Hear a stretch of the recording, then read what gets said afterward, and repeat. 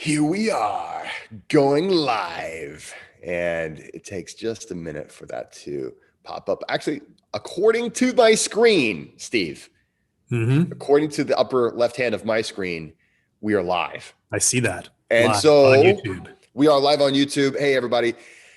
Welcome to the Midwest. You guys know me. My name is Jesse. I am here with Steve Beattie of Breathing in Nature. And are you the founder of Stoic Breath? Yeah. I kind of invented it, kind of came out of what I was doing. And then I started doing some work with the Stoa, and we said, hey, why don't we call it the Stoic Breath? And there it was. Yeah. And so basically, so today we're going to be talking about stoicism. This is something that actually just recently, of course, I've known Steve for a while, but we hadn't really gotten to talk a whole lot for a while. And so just recently we were both on the Pneuma of the Stoa. It's on a what is the name of it's just called the Stoa, right? Yeah, it's called the Stoa. It's thestoa.ca, and it's just a meeting place for all sorts of people in all sorts of different realms. We've had Noam Chomsky on there, Cool. a bunch of philosophers, a lot of just groups hang out and talk about stuff. And then I do the Stoic Breath through them, plus a bunch of other platforms. And we started just last week, I guess it was, the Pneuma of the Stoa. Yes. Which is just talking about breath work and some tools that we can use to be Stoics. Yeah. And so last week we talked about, was it last week? It was just last week. It was just last I've week, lost right? all track of time this past year. I have no idea anymore. So I had a notification on my phone, and occasionally I'll get these notifications. And hey, welcome guys. Good to see you, Rusty. Awkward to awesome. I'm glad you're here. And hey, Jenny, nice to have you here, guys. If you have questions, it looks like the chat is working just fine today. So feel free to make comments and ask questions if you like. But I got a notification on my phone today, and it was a lot of times they have like pictures. You know, this picture was taken 1 year ago today or whatever. So 1 year ago today, my wife and I went out to a brewery and we did karaoke. And that was the last time we were out, like as if the world had not changed. Yeah. And then pretty much immediately after that, we had all the lockdowns and all the, the world really changed. It really did. Yeah. And what blows my mind is, doesn't it feel a little bit like it's been longer than that? Like it feels. It kind of feels like it's been like this forever at this point. Right. It's this weird thing where it's like, it's only been a year, right? Yeah. It's been about a year since like an enormous amount of change has happened in the way that we look at our lives, in the way that we interact. But I think it goes to show you how a person's paradigm can change in that amount of time. And for better or for worse, it's just one of those things where it's like, I don't know. It blows my mind that it feels that much longer than it is. Yeah. And I think also a lot of it is the fact that, you go through life and you don't really, 1 year is kind of like the last. You just go through life. Right. But this was it's punctuated evolution. It was like suddenly like everything stopped and we had to do something new now. It's like overnight. Like, yeah. Friday, everything is good. We have a weekend. Monday, everything stopped. Like what happened? And so we had to like quickly, after the shock of it all, where we're just standing around going, well, I don't know what to do now. Yes. We had to quickly rebuild and figure something out. Right. Yeah. And that was different. Depending on, I think we all kind of had our own reaction. We all had our own, like, okay, how am I going to, whether we intellectually had this, conversation with ourselves or not, maybe not, but I think all of us had to come to grips with, okay, it's different. And I remember, a lot of conversation, about, okay, how is this going to look? What is society going to look like? And fortunately, the numbers are going down and things are starting to open back up here in the States. How is it up there? Just so everybody knows, Steve is our northern neighbor if you're in the United States, but this is a worldwide audience. People are from everywhere, but yeah, I'm in Toronto. We are still firmly in lockdown. In fact, we have the honor of being the longest lockdown in the world here in Toronto. Hey, longest number one. Lockdown. We're number one. It's insane. It's absolutely insane. A lot of nonsense. A lot of it's important that we get stuff under control, but there's different levels of government doing different things all the time. Right. Not communicating to each other and definitely not communicating to us, the people. Yeah. So I think it's really illustrated to me the importance of our own developing a certain degree of strength in ourselves and in our own thinking, and saying, I can't necessarily depend on everybody else to think for me, and as much as I want to, because isn't it easier, right? Oh, it's so much easier to just drift through life and not experience it. Just let it all happen around you, and then that's it. Right. It's just like, I'm not going to have to think for myself. I'm just going to I'm going to outsource that to some other group, some other, person or whatever. And then, pretty much maybe I'll pick a brand of whatever kind of thinking, they do for me. Yeah. But I think it really solidified for me, wow, I really have to think for myself, and I have to think critically about things. Yeah. I do have a question from the audience that is, I think, a very critical question. How do you and Steve grow such amazing beards? Please help. Rusty wants to know. I've got to say, for me, it just kind of fell out of my face. One of the keys to growing a good beard is not to cut it. Yeah. Yeah. It's and then repeat that daily. Yeah. And so, but I go to a barber to get it trimmed, and I can't. So it's just growing. Oh, right. I can't trim. It needs something done on the sides. But I trim the underbeard a little bit. Yeah, the underbeard you have to before, and then what happens is eventually you get this giant waterfall of a beard in front. It's kind of like a reverse mullet. You got the party in front now, and then I don't have the party in the back. It's business and party. Yeah, I have no party up top whatsoever. Yeah.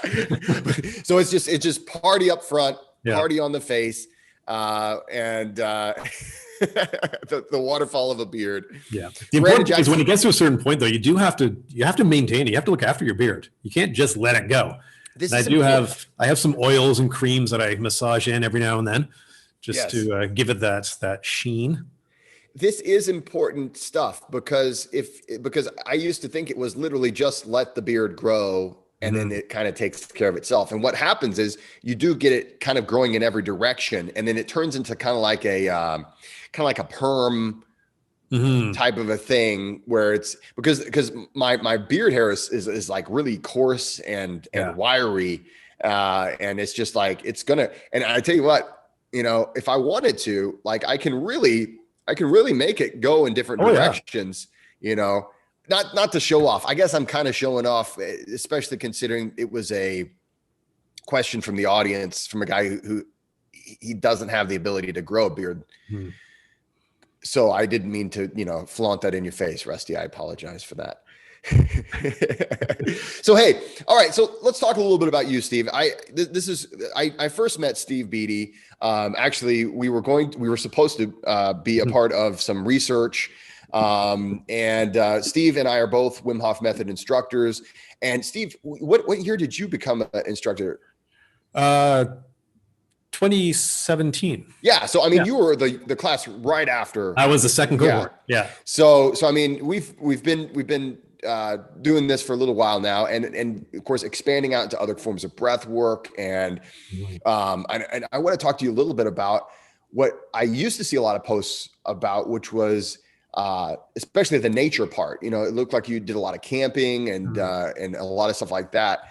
But But how did you get started in all of this? Like when it comes to, I think I always find that story interesting for most people. It's just like, oh wow. Huh. Yeah. I love origin stories with everybody. Yeah. I love to find out how, in fact, a question I often ask is, how did you get to now? Yeah. That's a wonderful question to ask. Because it's quite the story. And I don't even know where it actually began, but the short story, if you have 20 minutes to spare, the short story, it began when I was sick. I got very, very sick all through. I used to be an athlete in my 20s and early 30s. Did multi-day adventure races, and I've always been an avid sports person of all sorts. Okay. But it was getting harder and harder and harder to be fit and active. My body was breaking down, and I went to see the doctor, and she said, you're getting older. I was in my early 30s at this point. What do you mean I'm getting older? Yeah, seriously. Come on, man. I still don't think I'm getting older. I turned 50 this year. Oh, dude. So, yeah. So I don't believe in age. That doesn't happen. That happens to people who want it to happen. But I was getting sick, and I was just breaking down, and everything was falling apart on me, and I didn't know what it was, and my body hurt all the time. And it got worse and worse and worse and worse. And particularly it got worse by the time I turned 36. My son was born, and then I got really sick. Like it just got way worse after he was born. Yeah. What kind of sick? What, like, was it? So I had an inflammatory disorder. I didn't know what it was, but you just felt bad? Just felt bad. I had digestive problems. Yeah. My body ached. I couldn't sleep very well. I had skin conditions. I'd wake up in the morning and I'd have a sprained ankle. Just like from sleeping. What the hell happened there? And then like halfway through the day, it just wasn't a sprained ankle anymore. I'm going, am I like turning into some sort of neurotic person? Like, what's going on here? I don't understand this. And at this point, I was a personal trainer at this point. I was a wilderness guide. And then I became a personal trainer because we were having a son, and I couldn't be living in the woods for 13 months of the year. Right. So I went back to school and became a personal trainer. And it was during this time that I was starting to get more sick. And then he was born, and then it was like, my life, everything is falling apart.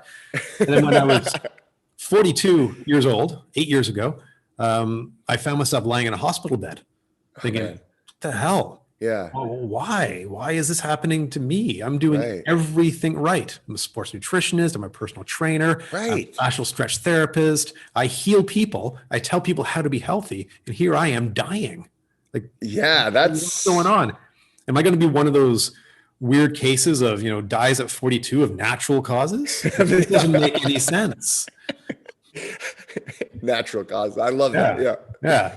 And then I went through round after round after round of testing, probing everything and drawing blood and doing all sorts of stuff. I do the stress test where you start walking on the treadmill, then it gets steeper and steeper, and then you just have to start running and it gets steeper and steeper. I broke the machine.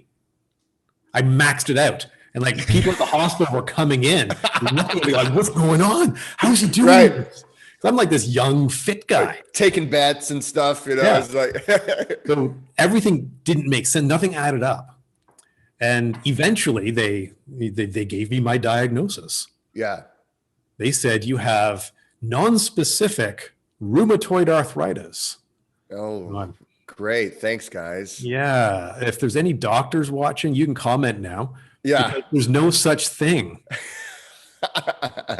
as non-specific rheumatoid arthritis. There's such a thing as rheumatoid arthritis. Right. I didn't have all the markers for it, but I was having these weird flare-ups of inflammation in my body.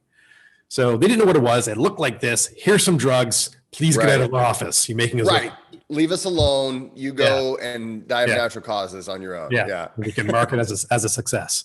And I thought, I don't want to do that. And that's when a friend of mine introduced me to Wim Hof. Okay. Well, he's got this breathing technique, and it seems to be really helpful for people with inflammation. Yeah. Do a lot of people have inflammation? I looked at, a lot of people have inflammation. Like everybody. It's this chronic disease, and it's everywhere. And it's the foundation of all disease. Not all disease, but a lot of diseases start off with just this chronic low-level inflammation in the body. Yeah. And so people have this illness of inflammation in their body, and depending on who you are, what your genetic makeup is, your circumstances in life, it manifests itself in rheumatoid arthritis, MS, Crohn's disease, irritable bowel, cancer, Parkinson's, diabetes, Yeah. All these things start off as inflammation in the body. Yeah. And it gets worse and worse and worse and manifests into the disease. So I thought, okay, I've got that. And this is going to become something much worse. Maybe it will become full-blown RA in 6 months, Yeah, 2 that's years, something 5 years. you can Who look knows? forward to that. Yeah. Yeah. So I wanted to get control of it. Right. And so I looked into the Wim Hof method, and I'd actually heard of Wim Hof years ago. That documentary where he was running the marathon in the Arctic in just his shorts. I am so glad that you've seen that. Now, that's the one where like he suddenly had to take a poo in the middle of the road, right? I think he may have, yeah. Dude, because that permanently, I was like, oh my God, why did he let them put this into? Because he's Wim. Because he's Wim. Exactly. It was Yeah. before I'd actually met the man, and I realized he just doesn't care. Yeah. But I was like, whoa, he's taking a dump in the middle of the road, and like he's doing this thing where he's like, and he literally says, sometimes a man's gotta do what a man's gotta do. And I was like, who is this person? Right? Yeah. So I saw that years ago. And I thought, wow, that's amazing. And it kind of resonated with me because, you know, he likes the cold. I like the cold. The cold always felt good for me. You know, I never went constantly in inflammation. I bet it did. Yeah, it was always a little too hot. Yeah. But some of my earliest memories were being in the cold. When I was a little boy, we lived out in the countryside in Ontario here, and we had a wood burning stove.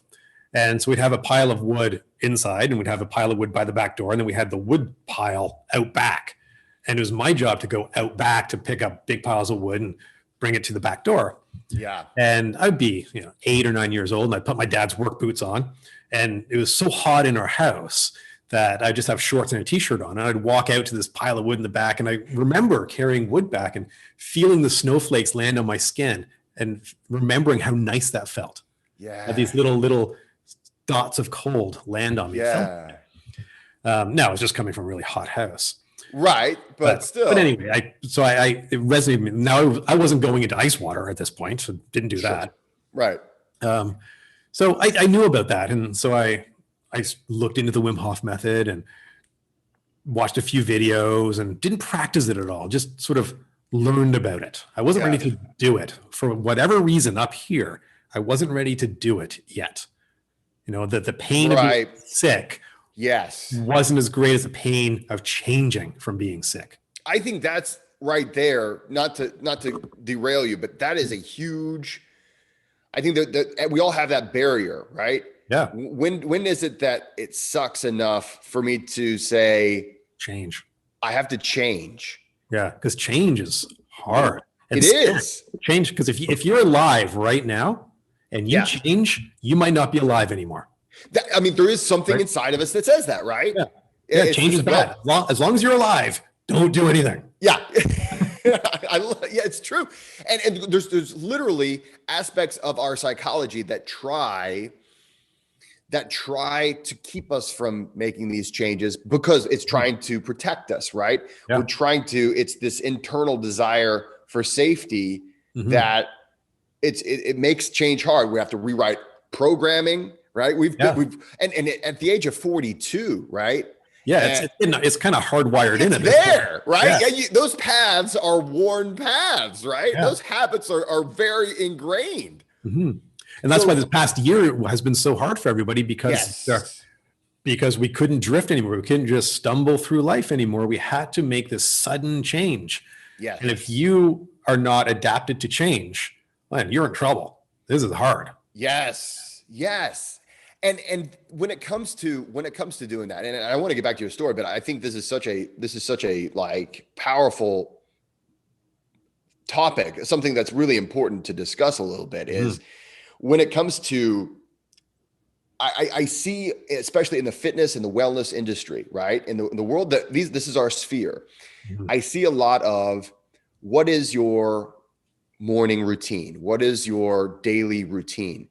And I will be the first to say that I love routine. I think it's natural for us to we appreciate routine because we eliminate uncertainty, and that's wonderful. It's like, well, I can predict Yeah, everybody likes to know what's happening next. Yeah, it's almost like I can see the future, right? Because I know that tonight at about 8:30, I'm going to do a little bit of this kind of thing, and then that will set me up for bed, and then and I have nothing against routine. However, it is something that when there's that double edge, right? Yeah, our body begins to anticipate what's next, and so if yesterday, when I don't know, can't think of anything. So when your alarm went off yesterday morning and you had a really bad day, when your alarm goes off today, your body is thinking, "Oh, we're gonna have a bad day."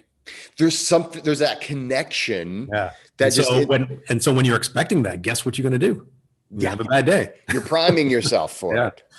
Mm-hmm. Absolutely. Hey guys, just on the chat, if you have any questions, let us know. Super chat is available if you guys want to, shoot your question up to the top. But hey, Samuel, hello, nice to have you here. Brandon, good to have you. Detroit 470, nice to have you here. And Jenny, if you want to ask a question, you're more than welcome to do so. So anyway, but okay, so you were at the age of 42, and you had heard of Wim Hof. And someone mentioned Wim Hof method to you. Yeah. And then, you weren't quite ready. Wasn't quite ready. So I learned a lot about it. And then one day, I got up in the morning and thought, you know what? I'm going to do this. I'm going to do this breathing thing that he does. Okay. Yeah. So I sat down on the floor early in the morning. I'm an early riser. It was probably 5 o'clock in the morning. Wow, okay. Like that. So I sat down and 30 breaths, counted every single one of them. 30 okay. Yeah. And then big breath in and let it go and started the stopwatch. Held my breath, and held my breath, and held my breath, and held my breath, and started to feel that, oh, I got to breathe. I'm going to hold my breath even longer. And held my breath in. Whoa. Oh, yeah. Wow. That's amazing. And I did 2 more rounds. And at the end of those 3 rounds, I felt better. There's that both immediate and long-term benefits of breath work, right? But there's that there's a real thing here. Something happened. Something very profound happened. Like I wasn't in an inflammatory state at this point. I was feeling good. Yeah. But I had just become accustomed to an achiness in my body, my hands. I just sort of ached a little bit all the time. I didn't notice anymore. But now it was gone. 20 minutes of breathing and it was gone. Whoa, what's going on? Yes, indeed. And so that began a daily practice of breath work every day. Day after day, week after week, year after year, I did this and I felt better and better and better. And then at some point, the online course came out. Okay. And I bought that. Started going through. Then I worked up to doing the ice bath and doing the cold showers, and that felt really amazing. I have cool showers because I always liked the cool because it cooled me off. Yeah. But now we turned it to cold. That's bracing. That's something. Yeah. That's a little different. Sure. Yeah. But then worked up to the ice bath, and I was absolutely shocked when I went into the ice water, and it was okay. That is mind blowing too. Yeah. Because we do make it into this, there's no way type of a thing. Yeah.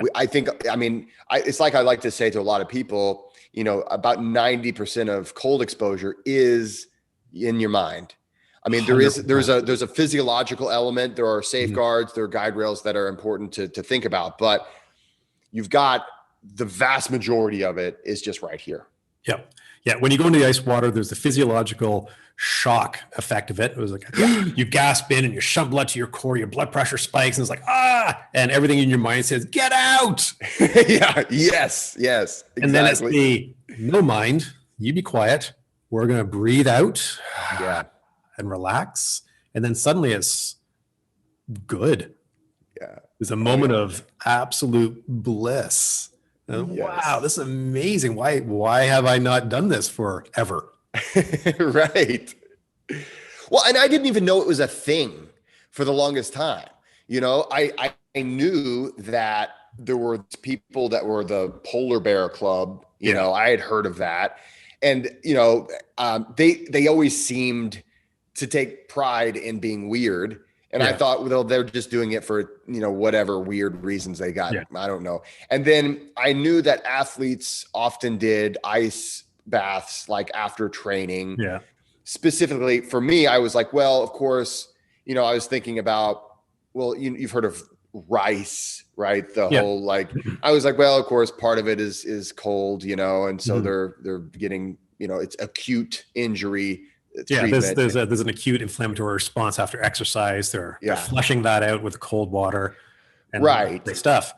Beyond that, I had no idea that there would be any benefit to cold water therapy. And I knew people who do saunas, they would do a quick, like if at the cottage, they sit in their sauna for a while, then jump in the frozen lake, then back in the sauna. That to me was the same as the polar bear dip, where it's just you run in screaming and you turn around and run back out screaming. And most of the time for me, it was like maybe we're drinking a lot of beer and we're in the hot tub and it's winter time and somebody has a dare.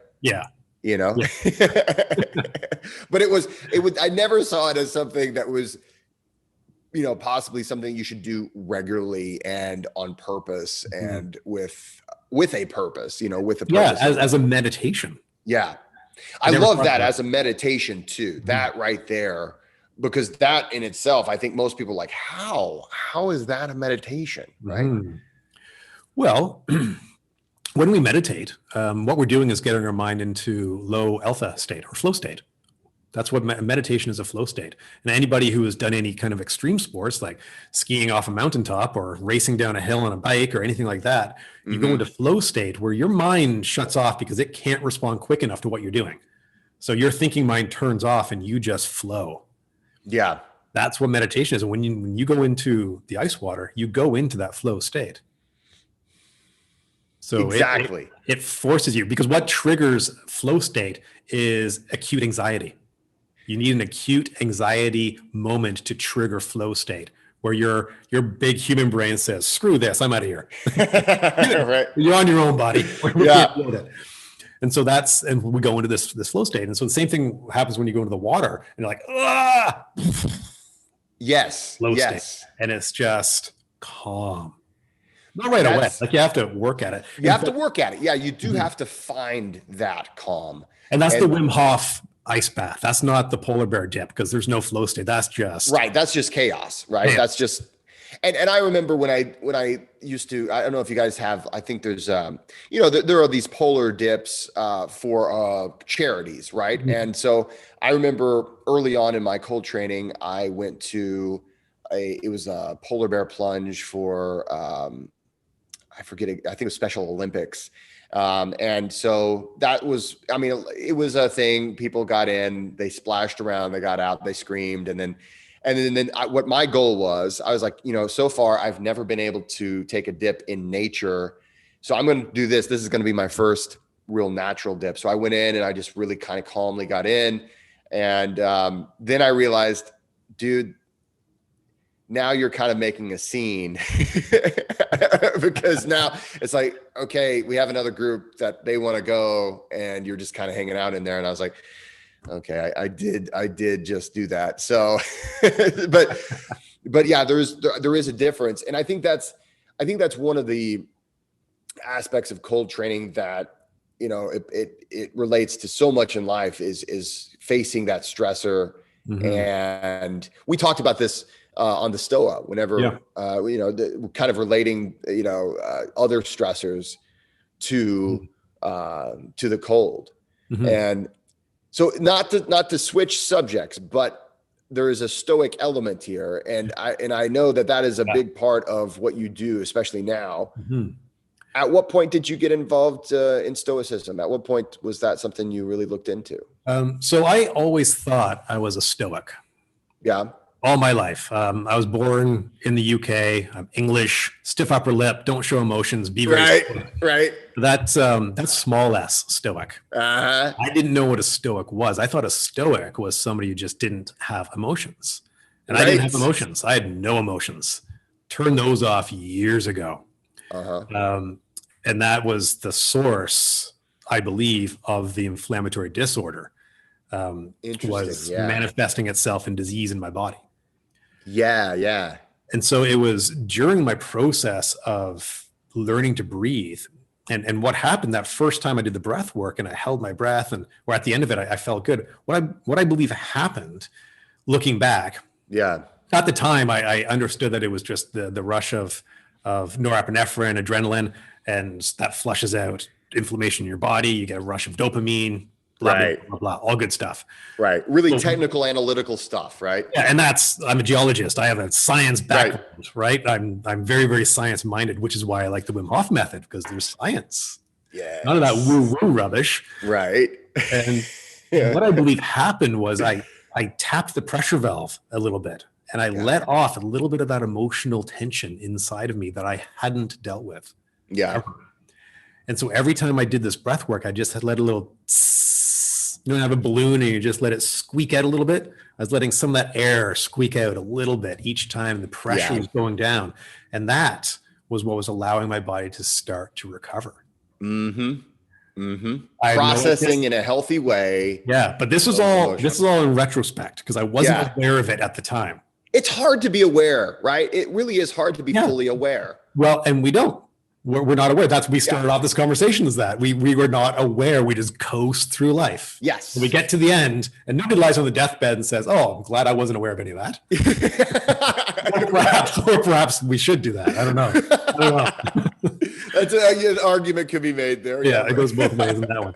But what happened when I did my advanced course in 2017 down in California, we did this extended breath practice, and I'd never done an extended one before. I'd only ever done 3, 4, maybe 5 rounds if I was feeling fancy that day. You can do more. I had no idea. And so I did this long breath. It was a 90-minute breath session. I was like, wow. And I'm like, my body is just tripping out. I'm vibrating off the floor. I'm like, there's like flashes of light, swirls. I don't have a body left anymore. It was like, whoa. And at the end of that, I was feeling like really kind of agitated and like upset. Like there was something wrong. And like, ooh, what is that? I'm going to push that back down. We don't want any of that. No, can't do that. No, don't want to feel that. That's bad. Yeah. And successfully put it away. And then a few months later, I had to switch. I was supposed to be on the US master's course, but I couldn't make it. I was teaching. And so I went to Australia for my master's course, which I think it's hysterical that this Canadian kid had to go to California and Australia for cold exposure. That's true. Yeah. How did you even find it in Australia? I noticed that I really wanted to do the master's thing and couldn't make it that one. So I asked if I could switch to the Australian one. Cool. And Isabel said, sure, go ahead. But it was August in Melbourne, and it was like 10 to 15 degrees Celsius, which is 40 to 50 degrees Fahrenheit. Yeah. It was chilly. And then we were swimming in the Southern Ocean, and it was damn cold. Yeah. It was really cold. Nice. So I got my cold exposure down there. Okay, good. But when we got there, we were told to, like, it was a 5-day deep dive into all things Wim Hof. Yes. Very, very intense. Lots of ice baths, lots of breath work, lots of meditation, some learning, teaching each other how to teach, going over all sorts of stuff. It was a great experience. Yes. And made lifelong friends there. It was incredible. Oh, yeah. It's a beautiful experience. Yeah. And on the first day, we were told to meditate on our blockage. I don't have a blockage. What are you talking about? Yeah. Whatever. Blockage. Sure, I'll meditate on my blockage.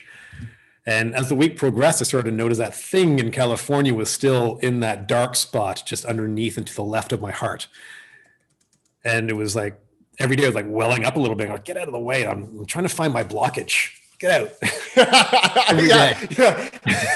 Hey, blockage, shut up. I'm searching for my blockage. Yeah, it's in here somewhere. I'm thinking really hard about this blockage. And then it was on the last day. And it was a long 90-minute breath session and just tripping balls. Oh my God. And we did a future self meditation, met an old man version of me.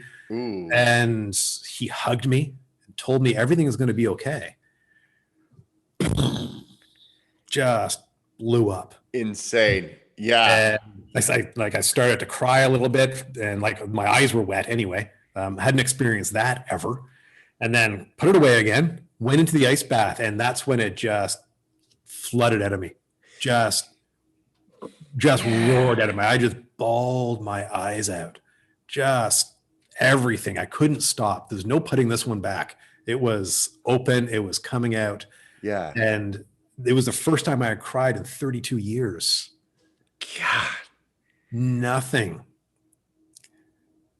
And so that's when I became a stoic. That is when you became a stoic. Exactly. When you addressed your fears, when you addressed your blockage, your emotions. Yes. When I began to observe my emotions and feel them. If you don't feel your emotions, they're going to weigh you down like an anchor dragging through sand. Every emotion, whether it's a good emotion or a bad emotion, there's no such thing. They're just emotions. If you don't feel what it is that is there to feel, you are just going to get dragged down. Yes. You have to feel it. And grief is the gateway to joy. If you don't feel grief, you don't feel joy. And you can feel happy. You know, you can watch a comedian and laugh. Right. You can't feel joy. I love that. That is, and I think in the West, and I don't even know. I don't know if it's just the West. We love to bash on the West, but I think we as humans, we often try to avoid anything that is pain. Yeah. And this does, I mean, obviously I would never say, hey, go seek out, pain, but you're absolutely right. I think about the worst things that have happened in my life and the utter joy and the growth that those things have caused. And I wouldn't want to, it's one of those things where you had to earn that joy, right? You do kind of do the work.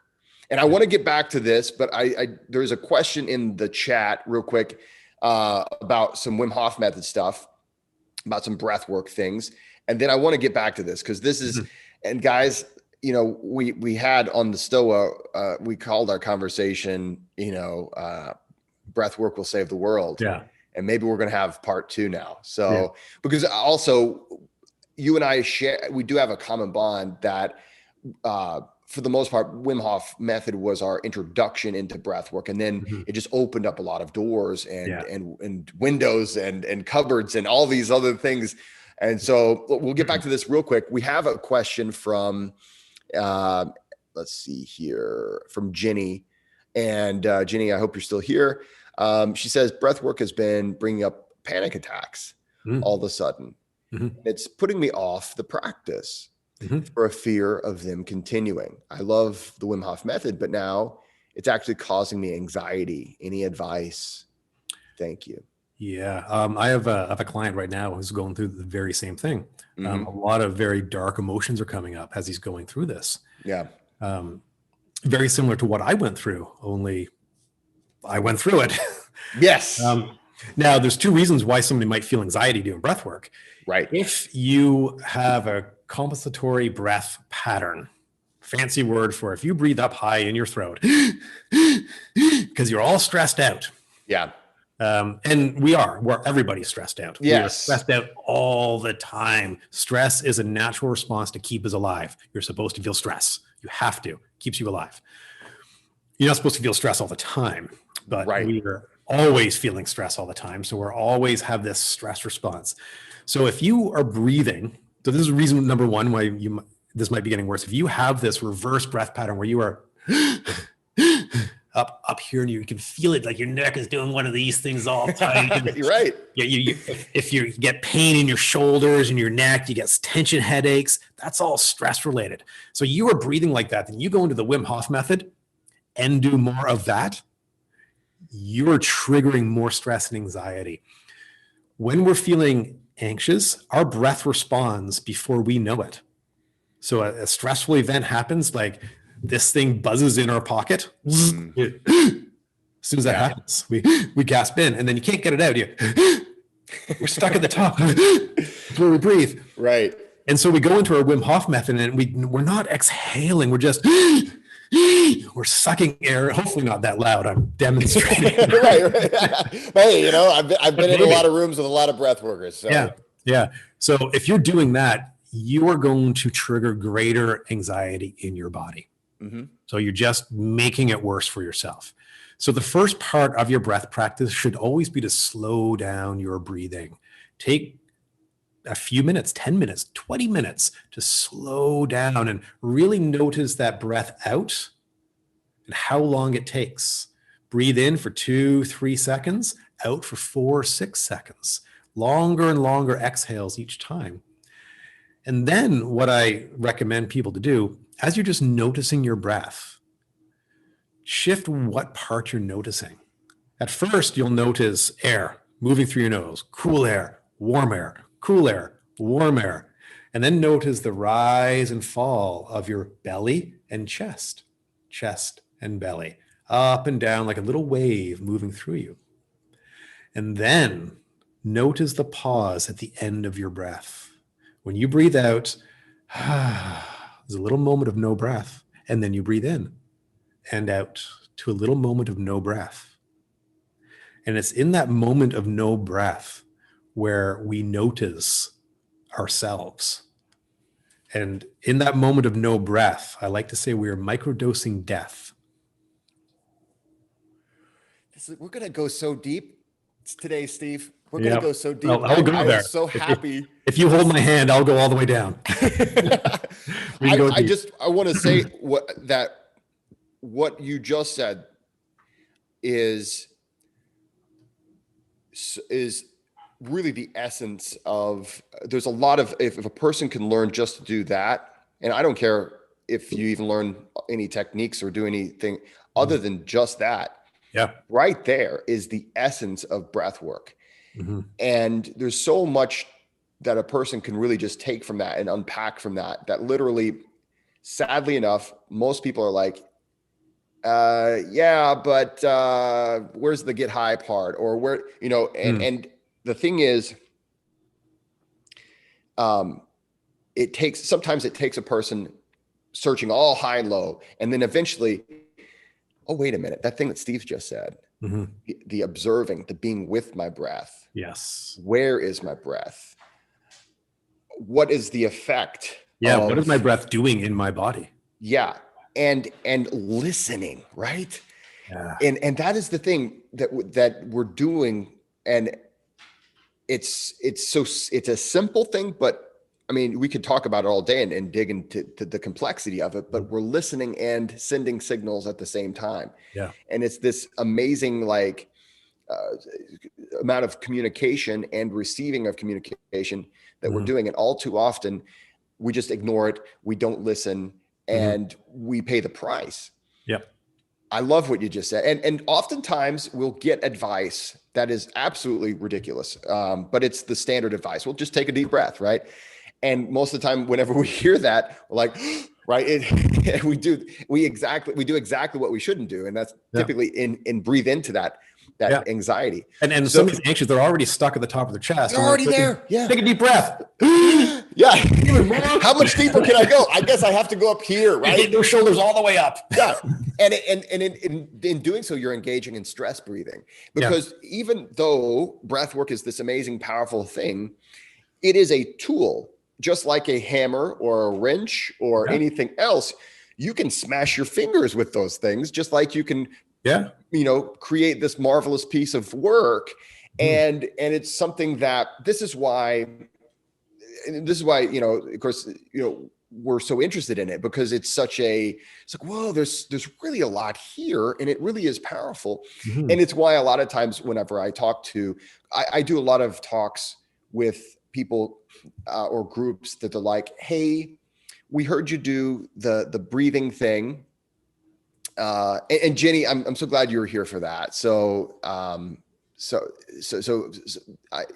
really take that advice and just really just try to focus on where you're putting your breath, and just focus on that breath, and I'm so glad you're here for that. But what I was saying is I talk to a lot of groups. They'll say, hey, Jesse, we want you to come in, and they'll give you like 30 minutes. or maybe an hour. Could you show us how we can deal with stress with our breath?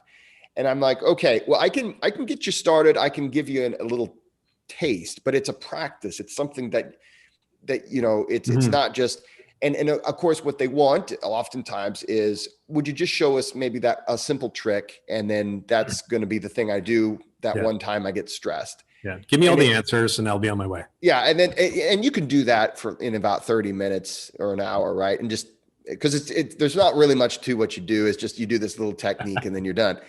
And so that's the depth. There's a great depth to it. So Jenny, I'm glad you were here. Thank you so much for that question. Guys, we will get to other questions as well. And of course, if you want to push yourself to the front of the line, we do have super chats as well. But I want to get back to whenever you became a uppercase stoic, you went from being lowercase to uppercase. Yeah. You were crying like a baby, right? Crying like a baby in a tub of ice water. In a tub of ice water. And that's when you became. Yeah. That's when you became a stoic. That's when I became a stoic. I love that. It was a moment. It was suddenly, aha, I'm a stoic. That's what that means. I had to change my business card and everything.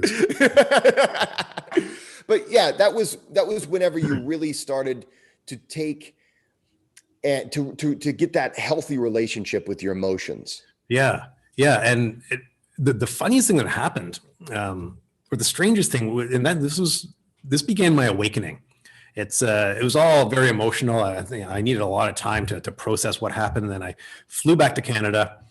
If you've ever flown to Australia, good God, that's a long way. I have not. And I keep saying I want to go to Australia. And then I'm like, yeah, that's the other side of the entire planet that I live in. After you've been on a plane for longer than you've ever been on a plane ever in your entire life, you still have 10 hours to go.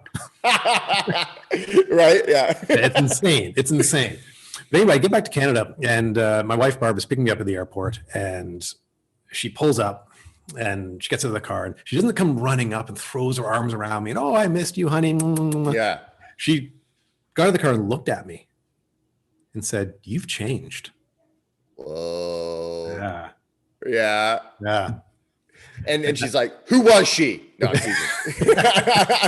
What have you done? Nothing. But there was a change. It was a very, very profound change. So I was suddenly an emotional being. Yes. I was suddenly feeling all this stuff. And that's going to change your posture, your demeanor and everything. Yeah. Yeah. Everything changed about me. I grew a beard just like that. But I followed that grief that I felt all the way down to the bottom. And then suddenly I was given all this joy that I'd never felt. So I had these extremes, these highs in my life. Everything was just flat before. There was no joy, no grief, no nothing, just flat. And now suddenly I had this roller coaster of emotions. I was like, I didn't know what was happening next. I was like, for absolutely no reason, I'd just be, what? Damn it, I'm crying again. What's going on? Like I had no control. I was like an infant all over again. So it was time. So now when I was doing my breath work, my Wim Hof style breath work, I do my breathing. Now I knew I could do more than 3 or 4 rounds. Yeah. These long rounds. And then I would just sit with my emotions and became friends with them. And went in and said, oh, hi, angry Steve. Hi, grieving Steve. Yeah. Hi, loving Steve, who just got to know all this stuff about me and became friends with all these parts of me, which made me realize that there's a lot in there. Yes. Yes. A lot in there. And it took a long time and just went deeper with it and had a few plant medicine ceremonies that I took part in to go even deeper. Yeah. And really experienced a lot. And that emotional awakening turned into a spiritual awakening, which just was mind blowing.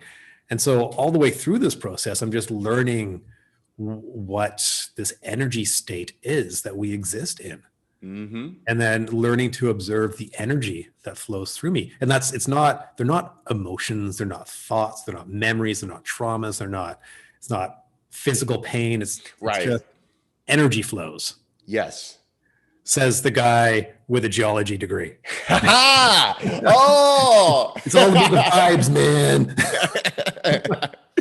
it is So this thing that you have to feel, right? There's a certain degree of it. You have to experience it, because when you hear people talking about it, it does sound really ridiculous. It's just all this woo woo rubbish. Like, yeah, like I wouldn't have given me the time of day a few years ago. That's just BS. What's going on? That guy's crazy. But when you start feeling and understanding, and there's lots of words that we use to try and explain all these things. Poets have been trying to come up with ways to explain it. Religion has put their lens over it to try and explain what happens when you go into these states. Yeah. But it's just a state to observe whatever is there. Mm-hmm. And that's what Stoicism is. Stoicism is observing life. Life makes impressions on our soul. We are here to observe and then respond, not react. Yeah. Yeah. I love what you're talking about here, because the human experience is so much more complex, diverse.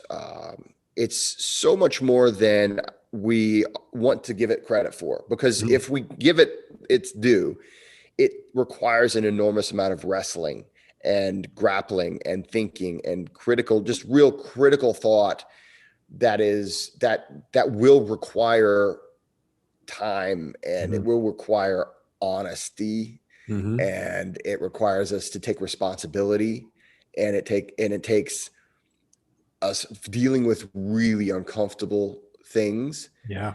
And then it also requires us to say, well, I have to come at this with a certain degree of humility, because, I'm just experiencing it for the first time. I'm here. I don't know. I don't know what else there is to this human experience. You're just thrown into this. There's no guidebook, there's no instructions. Yeah, really. And what is it? Joseph Campbell, and I'll paraphrase it. He says something about how we are ripped into this life. And I love how he puts it. He's ripped into this life, kicking and screaming with all the power of the universe. And it's just, and he said, it's in life is fear and life is pain, but damn it, you're alive. Yeah. And it's beautiful. And I think that ultimately, I think a lot of times I get people asking me, okay, so what are you trying to do with this? What's the goal? What's this good for? What are you trying? And ultimately it's this full experience of just like, I'm trying to figure this out, trying to live fully. And that's really, that's a full-time job. Yeah. And it's something that is more difficult than, strangely enough, as hard and as much stress and strength as it takes to push the stuff down, it takes more strength to let it go and experience it and be,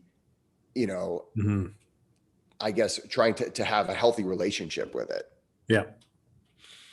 And so you started studying Stoicism at this point, or how did that work? Not on an academic level. Yeah. Read the books, read the quotes, read the poetry. Right. Yeah. That kind of stuff. Excuse me. But really embodying the practice of Stoicism. What I discovered is that a lot of people study Stoicism. A lot of people study philosophy. Yes. They don't live philosophy. Ooh. Okay, Socrates. All right. I like where we're going with this. Yeah. No, this is a very common critique of philosophers. Yeah, they're textbook philosophers. Yes, which is scholarly pursuits are wonderful. I love poetry and mythology and stories. I love all that stuff. I just sink my teeth into it wherever I can. I love that, but I also like to live things too. Yes, and so I began using breath work to go into that place between breaths. That nothing spot. Mm-hmm. So it wasn't a breath hold. It wasn't where I would exhale and start the stopwatch and.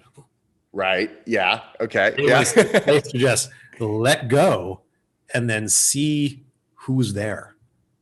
Yeah. deep down inside, because there's a wild twin in there, and that wild twin has all the stuff you didn't want to deal with.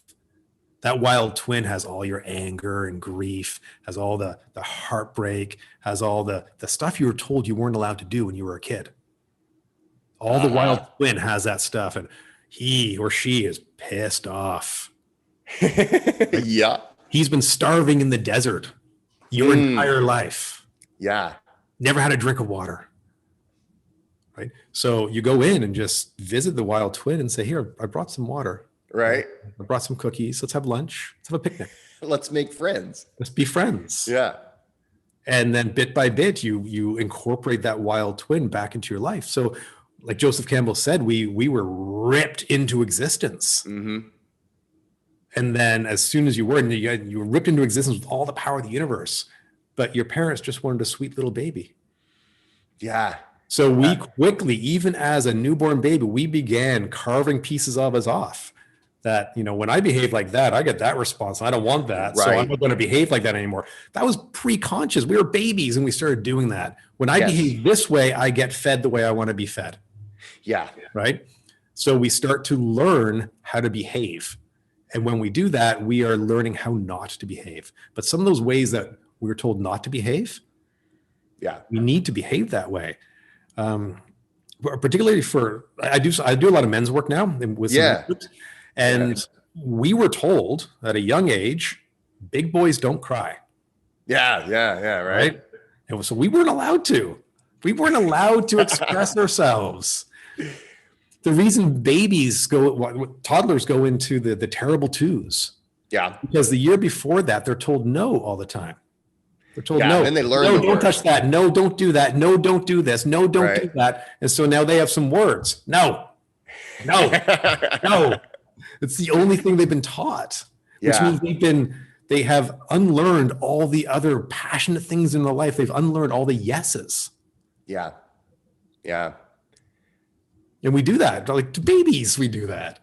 Yeah. And we do it out of love too. That's the irony of it. That's the irony. So like we have these, in the men's work I do, we talk about the mother wound and the father wound. These wounds were given to us. This trauma was given to us out of love. Mm-hmm.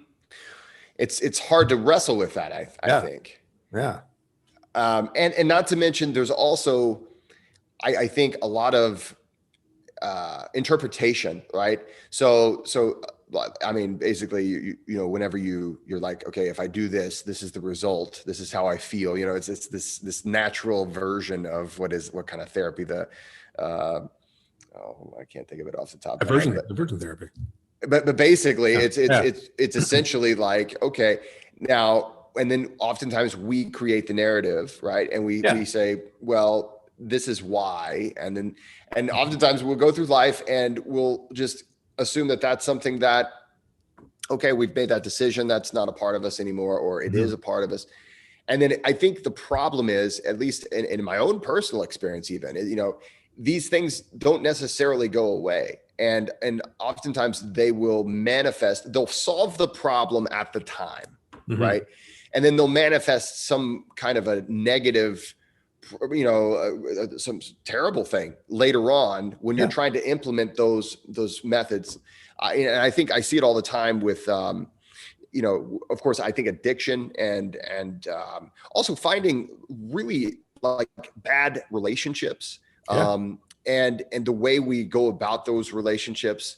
You know, I think there's a pretty obvious relationship to okay, this is how I seem to have a good relationship with my parents. Maybe I can apply this to other people, and it just doesn't work, or you attract the wrong kind of person, or so coming to grips with that's a big deal, and especially whenever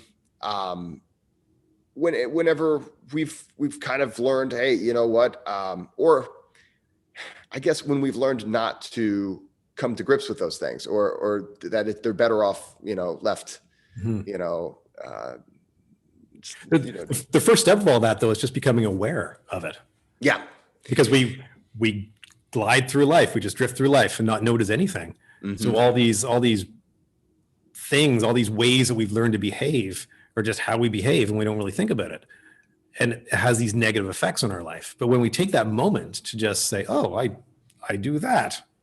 Whenever that happens, I behave that way. Yes. Oh, how about that? So now you notice it, and you notice like when you get triggered by something, when something drives you mad. Right. Well, that's just life reflecting back at you. Mm-hmm. All it is. When somebody makes you mad, particularly somebody close to you, like your son, when he makes you mad, he's just doing something that you do that pisses you off. Oh yeah. Right? And that's part of it, right? And it's something that, and this is the complexity, isn't it? Because the complexity is that, okay, how do I parse out what is a healthy reaction or I guess healthy response versus those unhealthy reactions? How do I parse those things out? And it takes an enormous amount of awareness just to be aware that they exist. And then, some self-examination. And then, of course, we can always take that too far, and it turns into rumination. Yes. And then we're in a whole different world of hurt. That's I forget. It's been a while since I've read my philosophy. That's the thing. You have to continue to read it, or else you can't quote it very well when you want to. It was like Sartre talked about how the self-examination often turns to rumination, and then we've got the neurosis that comes out of that, and there's a certain degree of just being present, right? That we have to bring ourselves back to, and this is where breath, I think, really helps. And now you've developed the stoic breath, and you described it to me once before. I'd love to talk a little bit about it. I want to respect your time. We've been going for about an hour, so I'm good if you're good. But I'm good. We're good. Okay, cool. And so when it comes to the power of breath, in that discernment, in that, especially when it comes for me, it's been a very powerful tool in breaking through rumination. I'm the type of person who I am a ruminator. I just naturally have always just been really bombarded by, overthinking, and that led to enormous amount of maladaptive behaviors in my youth. And then you've got like a breathing style that you do, and you dubbed it the stoic breath.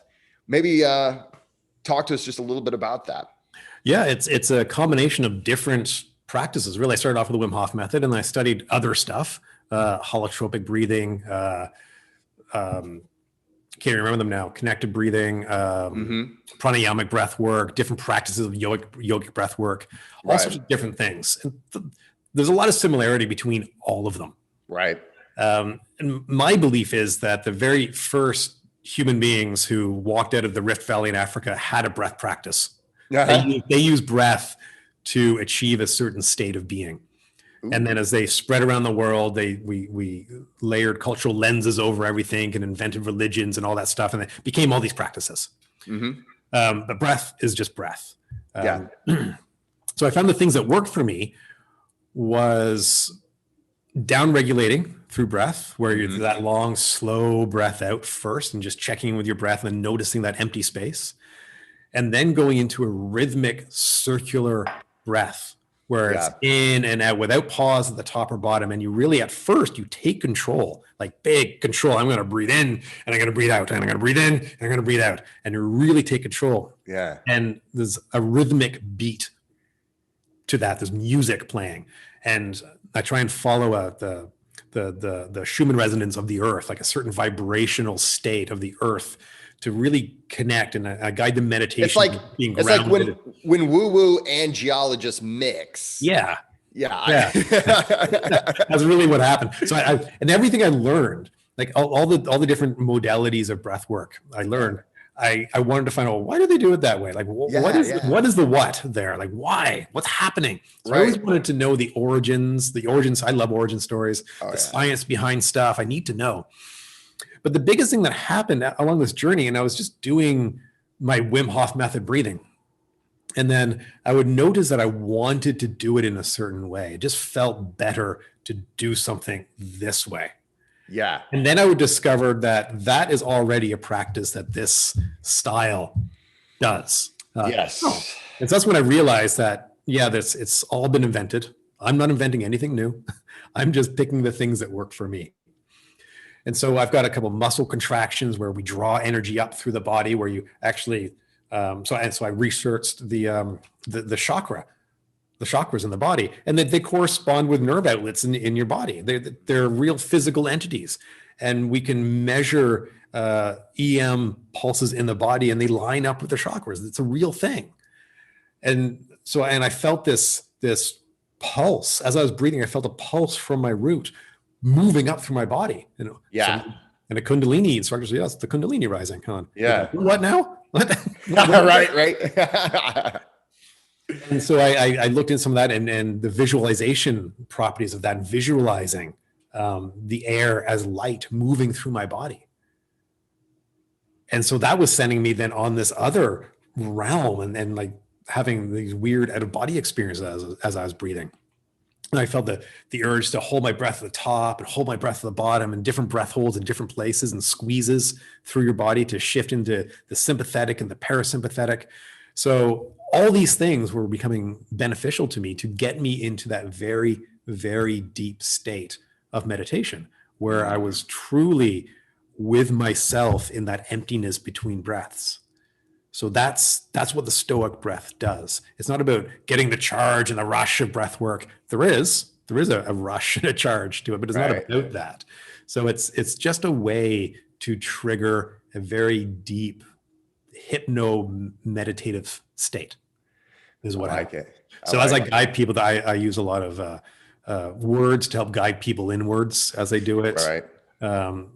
Words are a powerful tool to get deep in there, and feeling visualization of air and light in your body and letting go, and a lot of triggering people to sink down, going down into yourself. It's not about, for me, breath work and the work, feeling, observing life isn't about ascension. It isn't about reaching for the rainbows and puppy dogs all the time. It is about going into the dark and crawling around in the dirt. I think there's value in that. And all too often there's the highlight of just like chasing after bliss and things of that nature.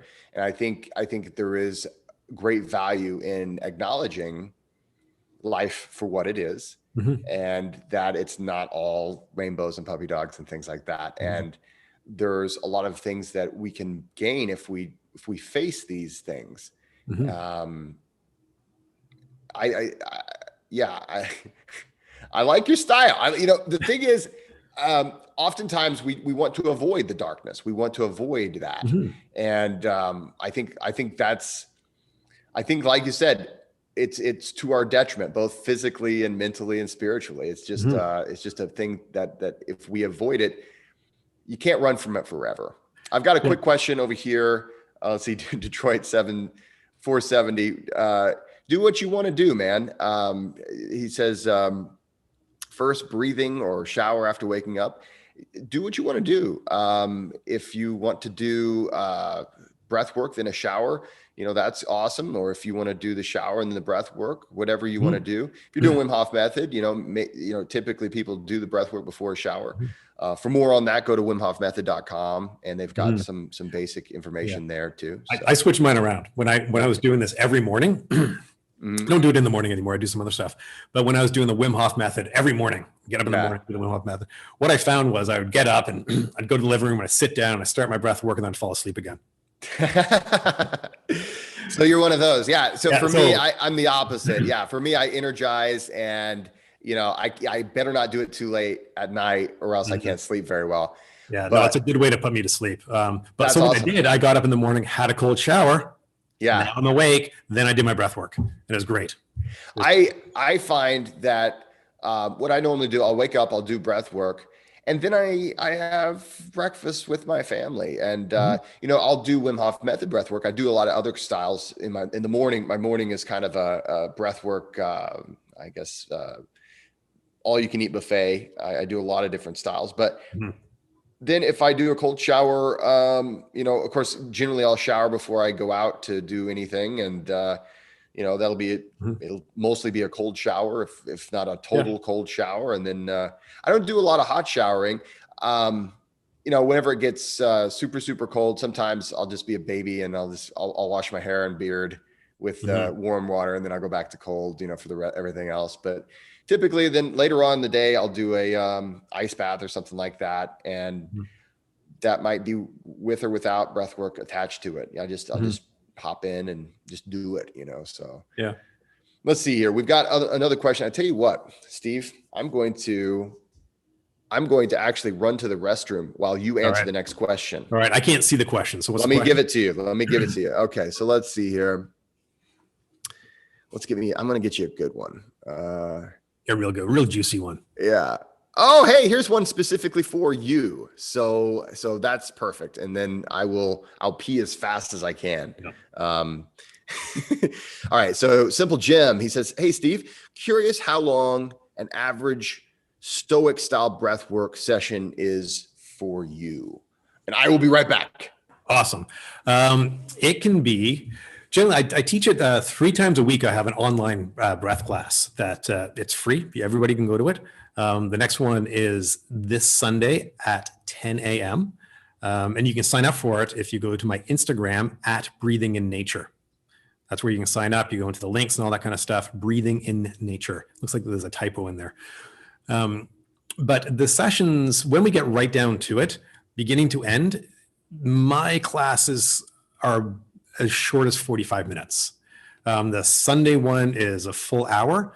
But then we also tend to go into big discussion afterwards too. We have a discussion like this where we ask a lot of questions and just share some stuff that have come up, some philosophical talk, some spiritual stuff, some emotions. So we deal with all that stuff afterwards too.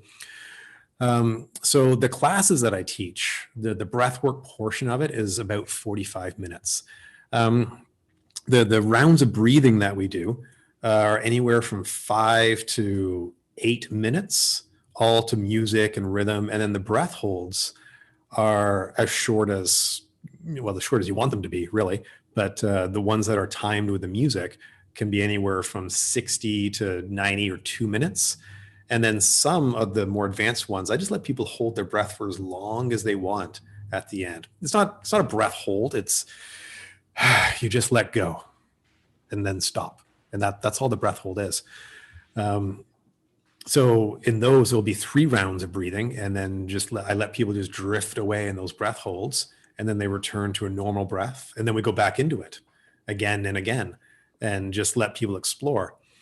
But then I also have a few recordings that are available that are as short as 20 minutes. And when it's just breath observation, to learn to observe your breath is as short as 1 minute. That's all it is, where you just stop and have a look at your breath. So the actual Stoic breath class is 45 minutes, but breath work is as short or as long as you want it to be. So find out what works for you. And if you're happy just doing it on your own, just put on some good thumping tunes that has a good rhythm to it. If you come on Sunday, you'll hear what it sounds like, and then just download the playlist off of Spotify and just do it and have fun with it. And that Instagram is Breathing in Nature, right? That's right. Yeah. Breathing in Nature. Here, we have a request for, and it's just all one word, right? Breathing in Nature. So we have a quick request for, I'll just type that into the box here. Breathing in Nature. So Sunday at 10 a.m. is the intro class, where there's a lot of introduction at the beginning, a lot of explaining things. Then we get into it, and we have a big long talk afterwards. The class is on Monday and Wednesday morning, also free for anybody who wants to do them. We get into it a little quicker. There's more for people who are experienced with the Stoic breath. Anybody can do it, but there's less instruction. We just get down to it. And then really the theme of the meditation is how I feel that day. So that's coming back to the awareness, right? Yeah. And actually, when we were on the Stoa, we started off with "Where are you?" right, and just kind of just acknowledging that awareness. And it doesn't always have to be in this happy-go-lucky place. It can be wherever it actually is. And I think there's a great value to that. Matt Eli wonders, do you guys have routines for taking longer cold showers? Longer than 45 seconds, he says. And just real quick, I do have an ebook on cold training. It is available on my website, jessecoomer.com. And I take you, this is just the things that I learned over the years doing cold training. I just kind of try to give you some guides on, and a kind of a scheduled training routine. So I take you from cold showers to walking barefoot in the snow. And then I've got an interview from Kath Pendleton, the first person to swim a mile in the Antarctic Circle, and just a bunch of just straight up cold training, nothing but it's just focusing just on that. So that is one thing if you want some super deep, explanations and some guides. But when it comes down to it, longer than 45 seconds. Now, here's the interesting thing. I think about that research that was done on people whenever, they had 30 seconds, 1 minute, or 1.5 minutes at the end of their warm shower. They did cold, and they showed, and the whole goal was to see if it affected sick days. Do you remember that study? Yeah. And so it was interesting. They found that it didn't even matter, according to their study, how long a person did it. It was just as long as they did it every day. And so that's kind of a cool thing. I guess it's encouraging for a person who may be struggling with going a little bit longer to say, well, at least I'm getting, a noticeable benefit from the cold.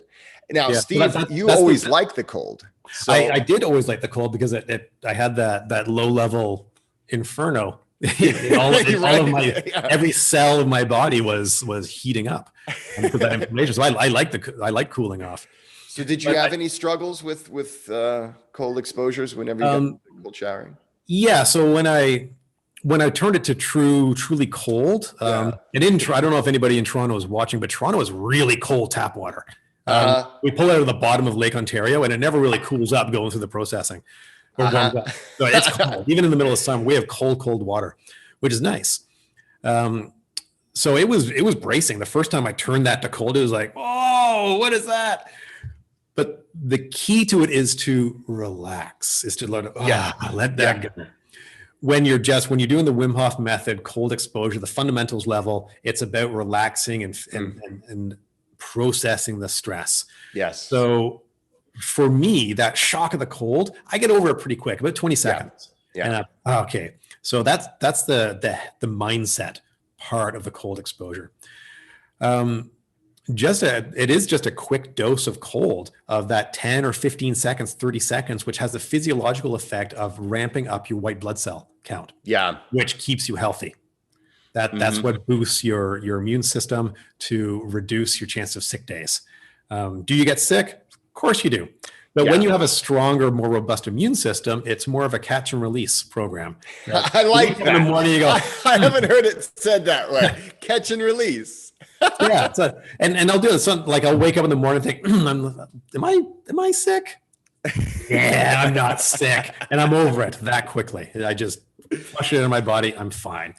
Usually, we all. Sometimes we get sick. And that, I think all too often we relegate that to it's a bad thing. And hey, no one wants to catch a cold, right? I don't want to catch a cold or get sick in any way, right? I want to be at optimal all the time. Yeah. But there's times, whenever you're gonna catch a cold, your flu or something like that, the immune system is reacting in a healthy way whenever it's saying, okay, there's an invader, your secondary, your system pumps on, the innate immune system. And that's actually a healthy reaction. Feeling sick is actually healthy. It's the strangest thing. It sucks, right? It's like stupid immune system. Stop it. It's like, dude, I'm trying to save your life here. So just your immune system doing its job. And while no one likes to feel it, it does occasionally happen. Now, having said that, there's all kinds of things we can do to, like you said, improve our chances at not having to feel it, and maybe not having to feel it so long, or the intensity, or a lot of these things. But some of these things are just it's also, some of these things are just dependent on your own nervous system. I'm sorry, it is what it is. And for some people, you're going to catch it harder. Some people are not going to catch it. And so they're not going to have the symptoms quite as harsh. But we do have a lot more, I think we have a lot more capabilities to improve our odds than oftentimes we think we do. Yeah. I've got a few healthy friends. And one guy, he gets a little bit sick all the time. Like every couple months. Are you sick again? Like just a little bit. And then I've got another friend, also perfectly healthy, who gets floored. Every other year, taken out completely. And at the end of the day, it kind of evens out, I think, right? But yeah, I mean, there's things you can do to mitigate that. But now I do have a question here, and before too terribly long, I do need to probably get off this live, because my son and my wife are going to come home here. Can I make another comment about cold, though? Yeah, do. There's two sides to it. Having that cold shower boosts your immune system, boosts white lymphocytes and all that kind of stuff. It's all good stuff. But there's also the cold adaptation response that we want to improve, so that you increase the usability of your brown adipose tissue. Yes. The best way to do that, in wherever you are in North America, that first chilly day in September, where it's like, it's kind of cold. Right. A lot of people who go and put their parkas on, they're like, what are you going to do in January? You've maxed out now. So that first chilly day, just wear your t-shirt. Feel chilly for the day. And then tomorrow, it's not going to feel so cold. And then it's going to get a little bit colder. It's going to be, it's a little chilly again. Bear with it. Your body will adapt. And bear with it. I love, and the thing is, give your body some time. Just naturally go into the season, right? Yeah. If you look at all the other animals, look at your pet dog. Right. My dog in the fall puts on this a fresh coat of paint. She gets all thick and woolly, and then she develops this ball of fat around her neck. It's all this brown adipose tissue warming up air coming into her body. Yeah. They adapt. All mammals adapt to the changing seasons. We're a mammal. We adapt. I grow a beard every winter. It's my adaptation. It's my winter pelt. Yeah, and people have often told me it's cheating that I've got the beard, and I just crawl up in. And when I get in an ice bath, I just crawl up in my beard for work. Your whole family's up in there. Yeah. But hey, guys, I got to get off of here, and I just want to thank Steve Beattie. Steve, we got to do this again, and you're always welcome. Great fun to come back. We've just really scratched the surface, I think. And there's so much that I want to cover in the future. So guys, thanks so much for being here, and stick around for a second, Steve, after we get off here. But thanks so much for being here, guys. Please, if you haven't already done so, please like, subscribe. And every week I'm on here on the 2:00 hour. Steve will be back. I'm going to make him. Most definitely. So guys, have a great Friday. Enjoy your weekend.